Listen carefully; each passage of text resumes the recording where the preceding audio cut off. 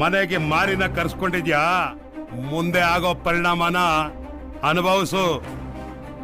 ನನ್ನ ಮುಂದೆ ನನ್ನ ಮಗನಿಗೆ ಸ್ವಲ್ಪ ನಾಚಿಕೆ ಸ್ವಭಾವ. ವಿಜಯ್, ಅಪ್ಪಾಜಿ?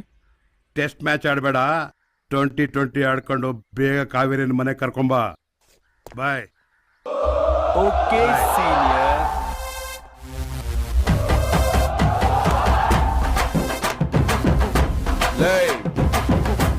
ನನ್ನ ಇಡೀ ಲೈಫಲ್ಲಿ ನಮ್ಮಪ್ಪ ಈ ತರ ಒಂದೇ ಒಂದ್ಸಲ ಸ್ಕೂಲ್ಗೋ ಕಾಲೇಜ್ಗೋ ಕರ್ಕೊಂಡೋಗ್ಬಿಟ್ಟಿಲ್ಲ.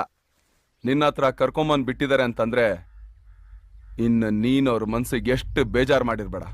ಈಗ ನಿನ್ ಪರಿಸ್ಥಿತಿನ ನೆನೆಸ್ಕೊಂಡ್ರೆ ನನ್ಗೇನೆ ಅಯ್ಯೋ ಪಾಪ ಅನ್ಸುತ್ತೆ.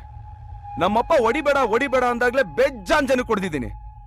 ಇನ್ನು ನೀನೇ ನಿಮ್ ಕಡೆಯವ್ರನ್ನ ಹೊಡಿಯೋದಕ್ಕೆ ನಮ್ಮ ಅಪ್ಪನ ಹತ್ರ ಪರ್ಮಿಷನ್ ಹಾಕ್ಸ್ಕೊಟ್ಟಿದ್ಯಲ್ಲ, ಇನ್ನು ನಿಮ್ಗಳನ್ನ ಯಾವ್ಯಾವ ಡಿಸೈನ್ ಅಲ್ಲಿ ಯಾವ್ಯಾವ ಆಂಗಲ್ ಅಲ್ಲಿ ಹೊಡಿತೀನಿ ಅಂತ ನೆನೆಸ್ಕೊಂಡ್ರೆ